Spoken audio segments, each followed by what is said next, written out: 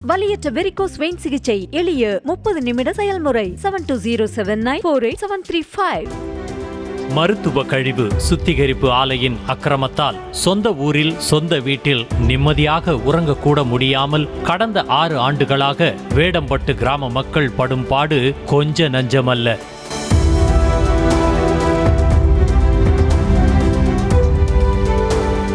விழுப்புரம் மாவட்டம் நன்னாடு ஊராட்சிக்கு உட்பட்ட வேடம்பட்டு கிராமத்தில் கடந்த 6 ஆண்டுகளுக்கு மேலாக சந்தியா என்வைரோ டெக் சிஸ்டம் என்ற மருத்துவ கழிவு சுத்திகரிப்பு ஆலை செயல்பட்டு வருகிறது.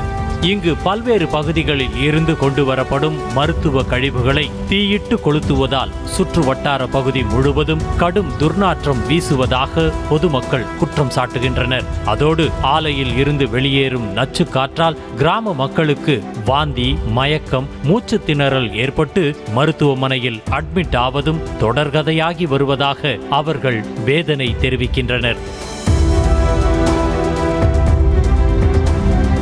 நிறுவனம் என்னைக்கு மூடுறாங்களோ அன்னைக்கு தான் மக்கள் நிம்மதியாக வாழ முடியும். நிம்மதியாக முதல்ல அந்த வேஸ்டேஜை பார்த்தீங்கன்னா நிலத்துக்கு அடியில் நோண்டி நோண்டி புதைக்கிறாங்க. நிலத்தடியில் நோண்டி புதைக்கும் போது அந்த தண்ணியோட தரம் கெட்டு அதை மாடு இந்த கிராமத்தில் குறைஞ்சபட்சம் ஒரு 100 மாடுக்கு மேலே செத்துருக்கு.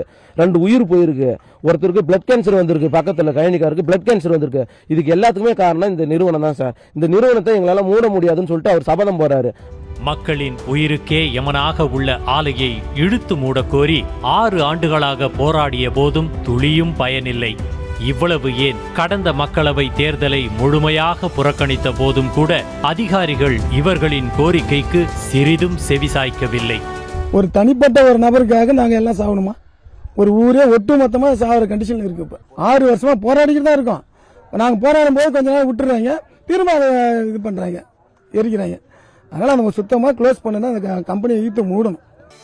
இந்த நிலையில் கடந்த சில நாட்களுக்கு முன்பு ஆலையில் இருந்து வெளியேறிய நச்சு வாயுவால் ஒரே நாளில் சுமார் 40க்கும் மேற்பட்டோருக்கு மூச்சு திணறல் ஏற்பட்டு மருத்துவமனையில் அனுமதிக்கப்பட்டனர்.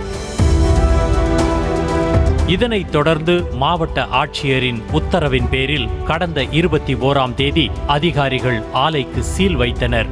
பெரும் போராட்டத்திற்கு பிறகு ஆலை தற்காலிகமாக மூடப்பட்டதால் மக்கள் சற்று நிம்மதி பெருமூச்சு விட்டனர். இந்த நிலையில் புதன்கிழமை இரவு அவரவர் வீடுகளில் படுத்துறங்கிக் கொண்டிருந்த மக்களுக்கு மீண்டும் கடுமையான துர்நாற்றம் வீசியுள்ளது. இதனை அடுத்து ஊர் மக்கள் சிலர் மருத்துவ கழிவு சுத்திகரிப்பு ஆலைக்கு சென்று பார்த்தபோது சீல் வைக்கப்பட்டிருந்த ஆலையை மீண்டும் திறந்து ஊழியர்கள் பணியில் ஈடுபட்டு கொண்டிருந்தது தெரிய வந்தது. இதனை பார்த்து ஆவேசமடைந்த மக்கள் ஆலைக்குள் நுழைய முயன்றனர். ஆனால் அங்கிருந்த ஊழியர்கள் அனைவரும் நாலாபுறமும் தெரித்து ஓடிவிட்டனர். பின்னர் ஆலை வளாகத்தில் நிறுத்தப்பட்டிருந்த ஊழியர்களின் 2 சக்கர வாகனங்களை கைப்பற்றிய ஊர் மக்கள் அதனை காவல் நிலையத்தில் ஒப்படைத்தனர்.